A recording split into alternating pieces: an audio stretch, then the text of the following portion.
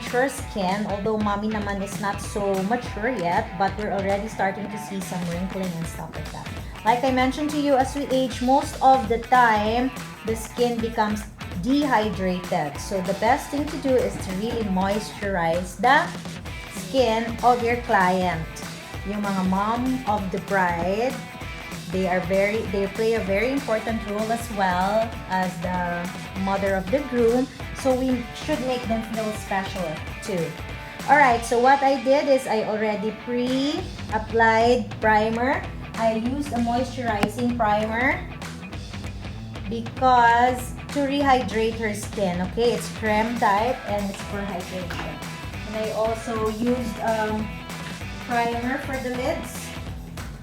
Here is my primer for my lids. Okay, this is Smashbox lid primer.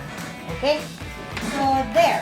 I am going to start with my first all over eye color. It will be my lightest color. So this is sort of a beigey color.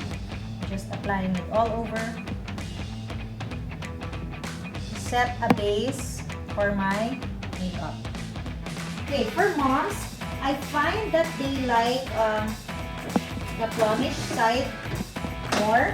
So I'm going to do very mild smoky on mommy using these two tones, combining warm and cool colors. Okay, the reason for me doing smoky on moms is because I want to lift the eyes. So when you do mild color smoky, you're making the eyes lifted and look bigger. Not too heavy. Moms don't like very heavy makeup most of the time. Filipino moms don't like very heavy makeup. So I'm just applying my layer 2 color upwards to create that gradated effect. So it becomes lighter as I go away from the lashes. So I'm applying and spreading it over. With moms, I don't do that much contour because the more you contour, the more the eyes become droopy. So my technique for moms is mostly really smoky. So I'm adding my second, it's actually my third layer color, which is somewhat plummish.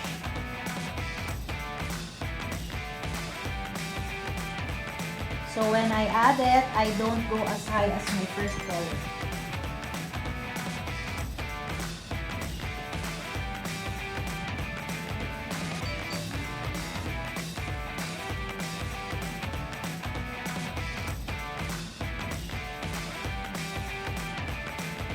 And then I add another touch, which is way darker, this one.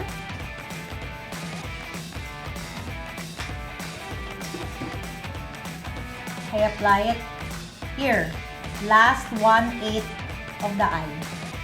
So I apply it upwards. Again, I start from the bottom and then I brush it upwards. Upwards, outward. The purpose of that is to lift the eye. But I'm not getting enough color. I want more.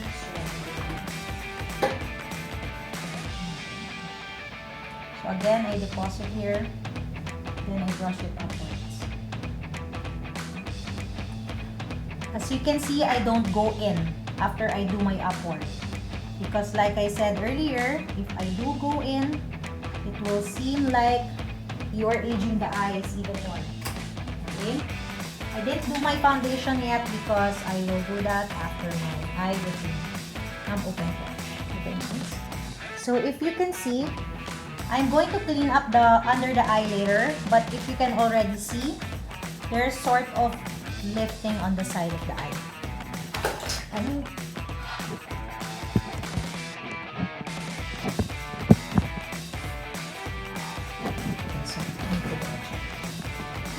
So do you see the darkest shade I put on the side? Mami, harap ka to. Yan. Chin down naman. Tingin ko sa baba. Do you see that? Okay. So I lifted the side here. Tingin ko sa baba, mami. Sorry. There. Do you see the lifting effect? That's what I do with moms. I don't close in the contour there because you're gonna make the eyes look tired. I just focus here and lift it here. There. Okay? Then, of course, I continue on with my eyeliner. When I do my eyeliner, I use waterproof mascara. You're gonna cry when you get married. So, make sure, tingin sa baba. When you're doing your eyeliner, the sides should be lifted as well. You may close your eyes. And then, make sure it's waterproof and smudge proof, and make sure you set it with powder so everything will stay until the last hour of the wedding. So, again, make sure you clean the side so as to remove any droopiness. Pinto diretso.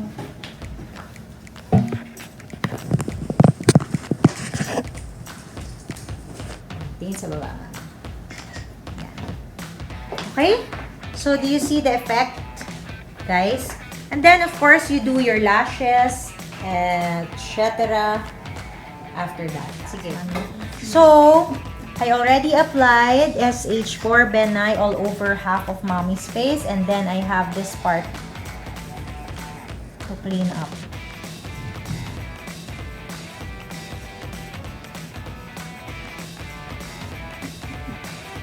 If you're using a good coverage foundation, whether you have melasma there or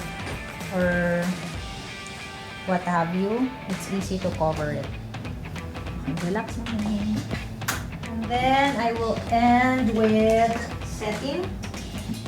What I'm using is just loose powder, very thin loose powder. We don't want to bake a mature woman's skin because it will end up in lines. Right now, what happened kay mommy, nawala yung mga lines niya actually, right? Pero if you put too much powder, then all the lines will come back. Welcome back. Okay, so I am just slightly mattifying mommy's skin, so it will be dewy. You want your mommies to be dewy and not so dry and powdery. Because if they're dry and powdery, you will age them some more. There. So you see, I have lifted her eyes with an expanded V shape, right? But some mommies don't like yung mga V shape, so you can just powder in the sides to fade it out a little bit. Depends on the preference of your client. Okay, so when you look at her, the other eye looks so droopy, right? I am going to draw mommy's kilay. Okay, ready? Okay, so if you see the eyebrows of mommy that's left is kind of drooping already, no? When I do my 45-degree angle, it's okay naman. It's not so low. But, we can actually copy that a little bit. So, I'm doing the base of my brows with my pencil, shape that I want. So, I am doing sort of a higher tail than her old one. This is her hair, but I lifted up a little bit. So, she will have more lifting. Then, I'm drawing the top, not including the head. I'm removing too much arching. I want the arch to be softer.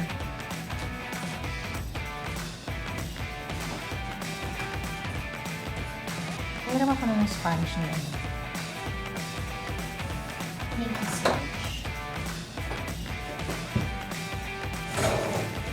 Ayan. Where's your your pinky sponge.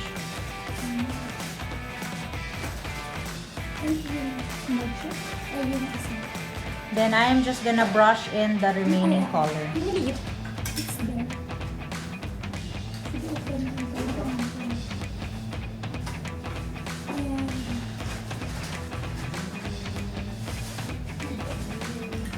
So I'm just smudging in the remaining color.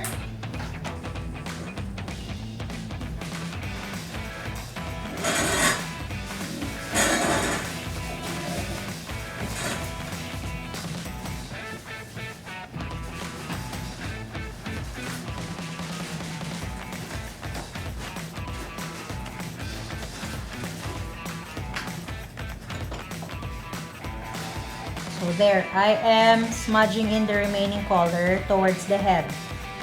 I don't put that much product on the head.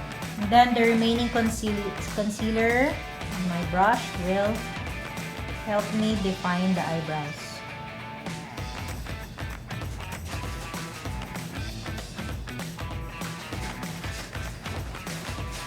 So this part, you can shave out, okay? Because I lifted it. If you look at the direction of my eyebrows, if you see, I lifted the ends so as to add more space between the eyes and the eyebrow. As compared to her old one, where it's already here, it makes the eye look droopy. Bagsak-bagsak na naman, right? Guys, so when you're doing your mom's, do not put the eyebrow down, tail masyadong low. Okay? When you compare that line at the end, it is above the tragus. No? So, mas open. Well, this one, the old eyebrow of mom, when I point it to the tragus, nasa ilalim siya. So, bagsak. Okay? So, medyo lift nyo yung mga kilay ng mga mothers para naman hindi mabawasan ng aging. Alright? So, I'm gonna do my contouring. Okay. So, when I contour mommy, I'm just gonna do something like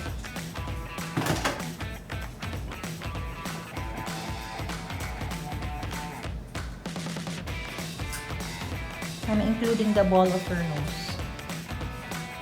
Remember here in the aging makeup, remember I told you to widen the nose in this part. Ito yun eh. So tayo, we don't want to age her, so we're making it narrower. Then you can continue on to the eyebrows or you can also add here. Okay. Very subtle lang. Very subtle.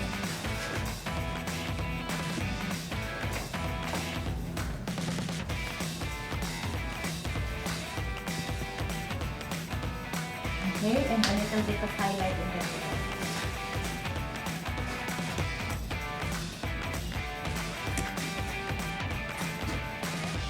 Highlight here so that the frown will not be visible.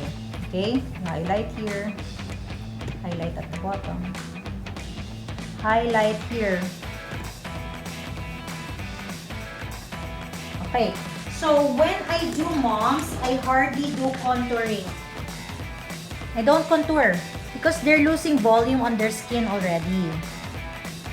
So, if I contour here, you will age them out. Okay? Yes. What if si mommy chubby? Yun lang.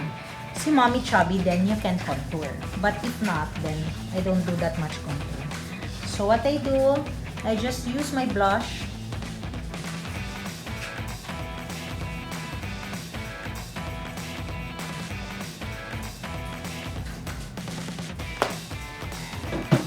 Make it very subtle lang.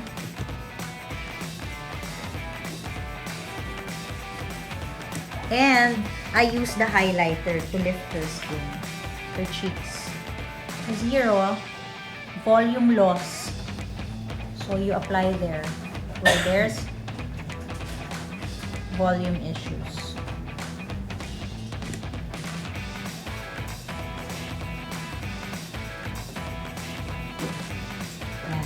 Do you see that part of the cheek is rising up here? Whereas the original is already lubog. But here with the highlighter, smile ka, mami. Oh, see? Here. So, you have to know where to place your highlighting. Okay? It's not like you put it everywhere. You can place it a little bit here as well. Alright, so I did not contour. I just used blush and the highlight, but I am able to, what do you call that? Put emphasis on her bone structure. Okay. So there you go. And now, of course, I will add lipstick, right? Mommy's like kind of reddish lipstick. Not really red, but reddish. But, you know, mommies, their lips also lose volume. So, first of all, you need to make sure you're making a good shape or making sure that your lips... Yesterday, you can apply wrinkle here, wrinkle here, wrinkle here. So, ganun yon. So, mommies lose volume. So, you use a pencil to shape the lips. Maybe make it a little bit bigger since they're already losing the volume of their lips. And then, you apply the lip color on top. Or if that's your lip color na, then go.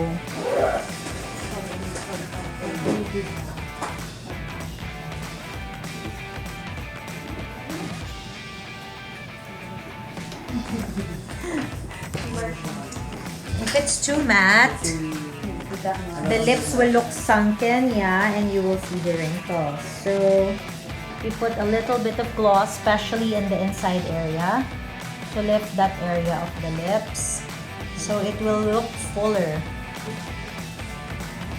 But do not gloss out the sides because the lipstick might run or migrate. Okay, so there's our mother bear. We'll change the lighting to see it in different lights. So more of daylight. More of daylight.